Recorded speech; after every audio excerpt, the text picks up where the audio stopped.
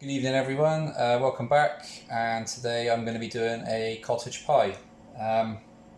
Bog standard, home cooked, mumsy, as you might want to call it, cottage pie. So, carrots, onions, sweet corn, peas, minced beef, bit of gravy, nice and easy. So, minced meat. Right, I have got 20% fat beef mince. I think that was about £1.50, £1.60. Like I said yesterday on one of my videos, people get a bit funny about the fat content of minced beef, but there's a lot of things to consider. It depends on what you're using it for. The higher the fat content, usually the lower the cost.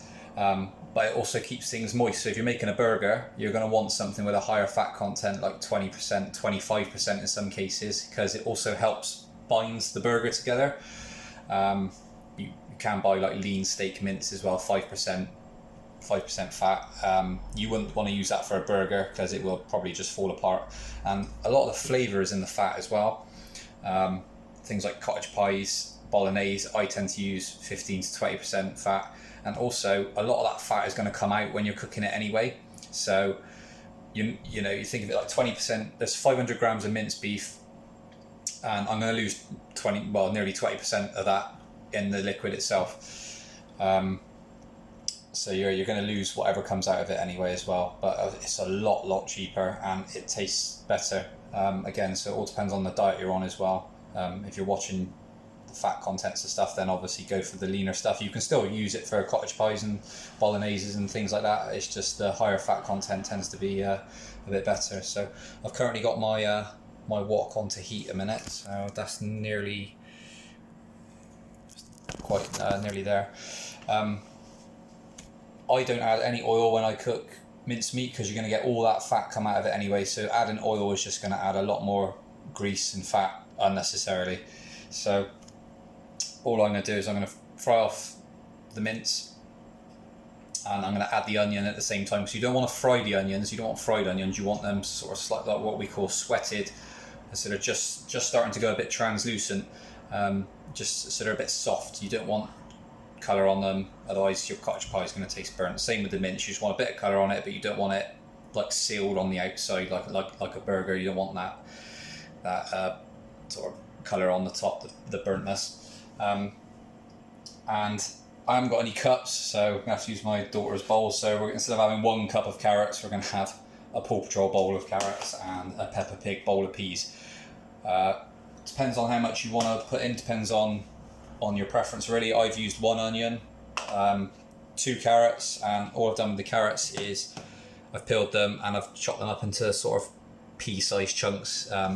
Some people might want to boil this for a couple of minutes first to soften it up, but I find because it's that size, once it's in the actual cottage pie in the oven, it's going to cook within a few minutes anyway, and it's going to have a nice little bite to it. It's not going to go mushy.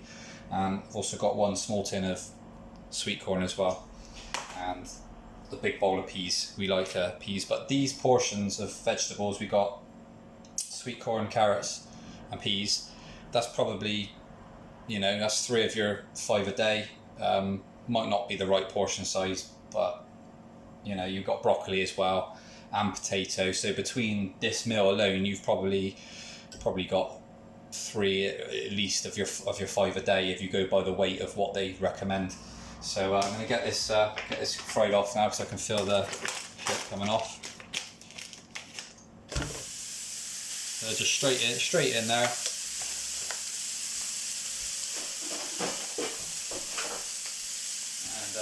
Obviously you just touch raw meat if you want to wash your hands.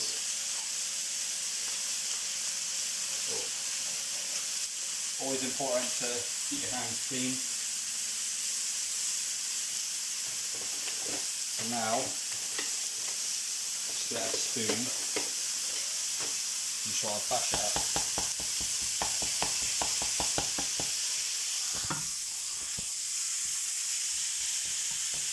I'll try and break it up as much as possible.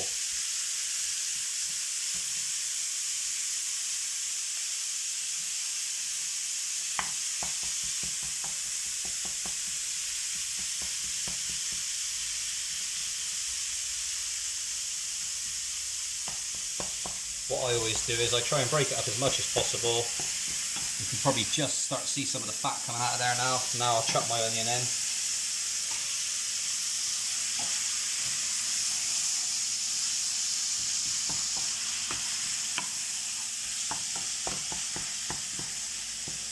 And you can obviously hear now the quantity of the food in the pan is obviously taking the temperature down.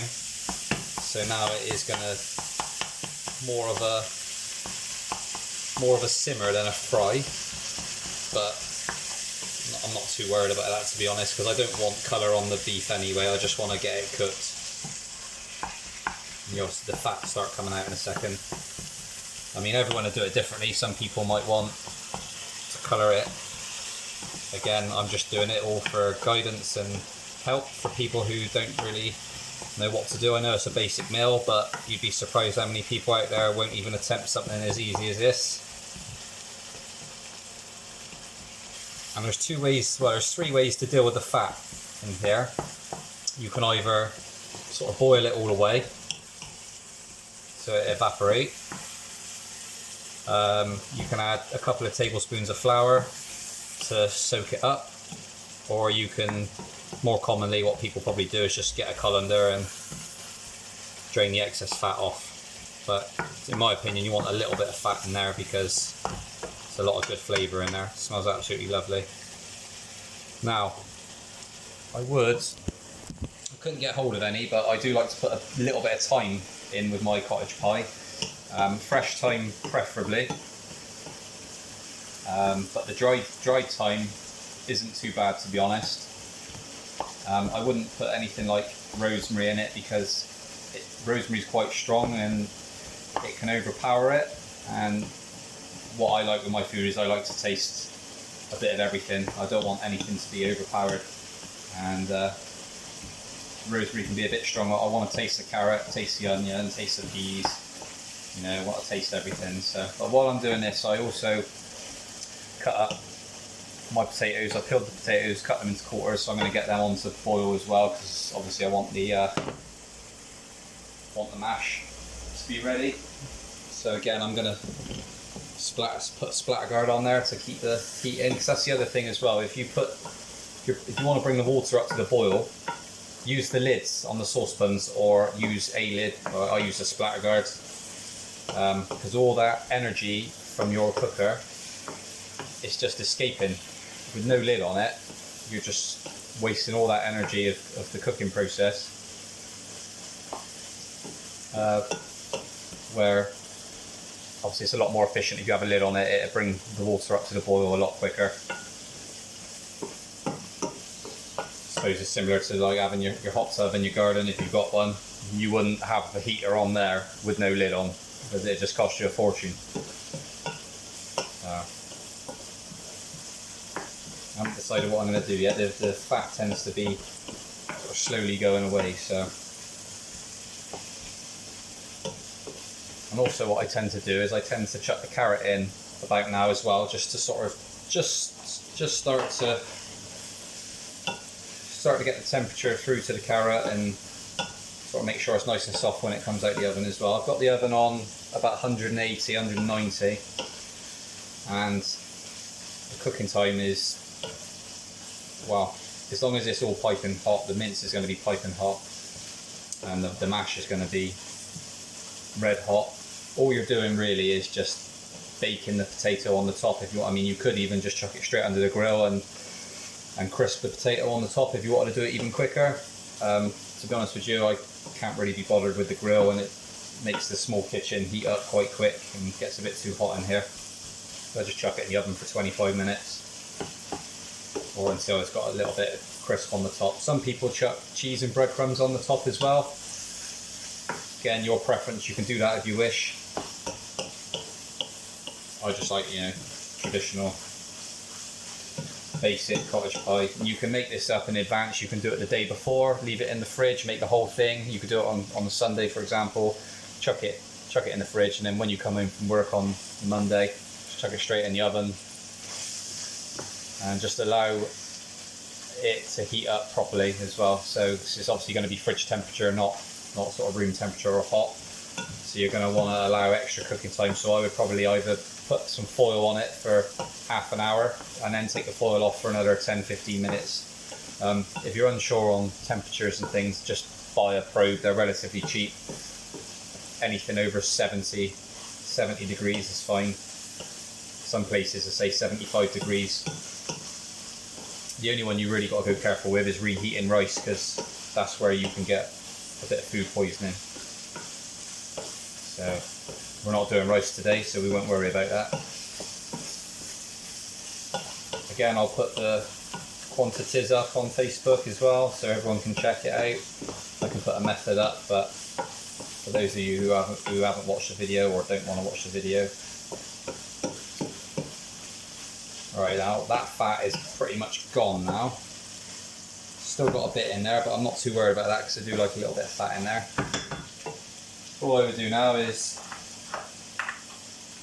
I'm going to make my gravy first actually. Right now, I said yesterday that you don't want the sauces being too thick, but what I find with the cottage pies and shepherd's pies is if you make the gravy too thin, the mashed potato is just going to sink and you'll get the gravy come out the side of the dish. So you want the gravy to be very thick, as thick as possible, just so it supports it supports the ingredients of the cottage pie, and so it also support the weight of the potato on the top.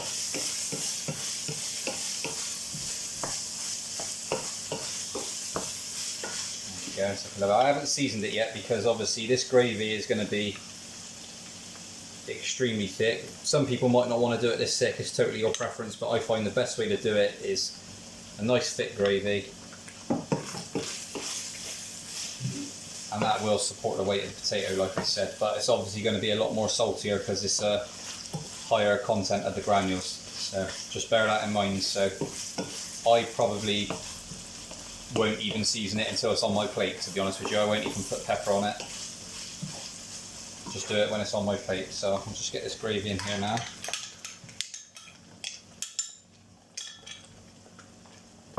Just give that a bit of a stir. Get the camera. What I'll do now is I'll turn this heat down, pull that off the heat in a minute. And what you've got to remember as well is you want it a bit thicker because you're going to chuck all these frozen peas in. Don't need to cook them or anything beforehand because they're already cooked. Tin of sweet corn. You don't have to add this much if you don't want to, but I like bulking it out with a lot of vegetable. Gives it a lot of colour and it looks like a proper nice old-fashioned cottage pie that your nan used to do. Again, like I said, doing these videos to help people out. Not fussed, it's not a la carte, it's not fine dining, you won't get any of that. Not with me anyway. Home cooked, home comforts, somewhat warm on a cold evening, easy to do. Right, and all I'm going to do now, that is, all those ingredients are cooked in there, except the carrot obviously. So that is basically ready to go in the oven whenever the potatoes are ready, but I'll cook it, bring some heat up through it for a couple of minutes, and then just leave it on the stove on a very, very low heat just to keep the heat going through it, and then I'll chuck it in the dish, and then I'll chuck the potato on the top. So that I'm gonna have to pause the video again because I'm gonna wait for the potatoes to boil. But that is it. That is done. Just gonna chuck that in a dish, mashed potato on the top. Serve it. We're gonna serve it with a bit of broccoli as well. So when just nice little florets of broccoli. Buy a whole broccoli. Don't buy the pre-packed stuff. It's a waste of money. It's so easy to prep. You literally just cut the ends off. So simple, and they're like half the price. So save your money and buy a whole one and learn to cut it up if you don't know how. And when it comes to mashed potatoes, I buy any. They say on them perfect for roasting, perfect for mash. As far as I'm concerned, a spud's a spud. Unless you want a decent sized potato for a jacket potato or new potatoes, I'm not fussed, they all mash up pretty well. A little bit of butter in with the mash as well. Some people put a bit of milk in to make it go a little bit further. One of the most important thing is the size of the masher. I used to have one of the ones that had a zigzag, and the lumps of potato used to go right through it. Whereas something like this, it might cost you a little bit more. I don't know how much this one was, might have been about £6 or £7. But it's got all these small holes, got all these little small ones around the outside, and you will still get some small lumps in it, but I quite like that anyway because it's a bit rustic, as certain people like to say. But yeah, the masher with the smaller holes is always better because you won't get the big lumps of potato in there then. So yeah, always worth getting a half decent masher. So that's it. And again, I'm going to pause the video, and you'll probably next see me when it's all put up in the dish. So see you in a bit. Hi guys, welcome back. So now my potatoes have boiled and I've mashed them up. I just chucked a little bit of salt and some butter in there, but you can chuck milk, cream. If you are going to chuck any pepper in there, the usual rule what we used to use in the kitchens was anything light colour, like yellow potato, mashed potato, or like white sauces, things like that. Use white pepper, and you want to sprinkle it so it doesn't clump up. Because if you chuck cracked black pepper in there, it looks like you've got little burnt bits in your nice white sauce, things like that. So it's just, if you're fussy with things like that, always try and use white pepper for things like that, and black pepper for darker things. Sorry, 2 seconds, I think my front door's just gone. Back again, sorry about that. There's a parcel at the front door. You won't get that on Saturday morning kitchen, would you? So white pepper for light coloured things, black pepper for darker coloured things if you're fussy about it. So mashed potato. I've got the cottage pie mix in a nice oven proof dish, nice even layer, and it's obviously, like I said, nice thick gravy for this because you want it to support the weight of the potato. So all I do when I do it is I just dollop little bits of potato. I know most of you probably know how to do this, done it dozens of times. So I'm not trying to teach you how to suck eggs or anything, but again, people who don't really know what they're doing, just going through the basics. Now, you can have as much potato as you want. We have quite a thin layer. I'm just going to get a fork. Now, on professional chefs and stuff you see on TV, they'll get a piping bag and they'll give it a nice little swirl. You get nice swirls of potatoes, but we never have time for any of that. So, good old fashioned fork. And we'll just give it a nice little cover in. And all I would do is I just bake this for 20 minutes, 25 minutes. It's all hot. We're just gonna cook that carrot a little bit more so it's not so tough. And just basically give the potato a bit of a crust on the top. Like I said, you can, if you are going to chuck it under the grill just to brown the top off, make sure that the carrot is a bit more cooked. You can chuck cheese and breadcrumbs on it. We've done it in the past. Again, like I said before, in any of my videos, the stuff I do, there's no right or wrong way, it's just the way I do them. And that is it. Nice, easy cottage pie. Put that in the oven for 20-25 minutes, like I said, and yeah, we're just serving ours with a bit of broccoli. So I'm not going to show you the plate, obviously, because I'm pretty sure you all know what it's going to look like. But yeah, if you want to like my videos, like my page, like my channel, if you can subscribe to it and get your friends and family to subscribe to it, I'm going to carry on doing as many videos as possible. Again, like I said before, open to requests, and if you want to message me, even if you want to private message me with any advice, it's not a problem at all. I'll try and get back to you as soon as I can. And I hope that someone's picked something up from this video. It's aimed at teenagers as well, so if you want to get your kids into cooking as well, my kids do little bits and pieces. I try and get them to do it, as in my opinion, like I said, it's a life skill, and not enough kids of today are coming up and knowing what to cook or how to cook and anything about ingredients and stuff. So yeah, feel free to show the teenagers or get them to do this on a Sunday while you put your feet up. So let us know how you get on. Thanks, guys.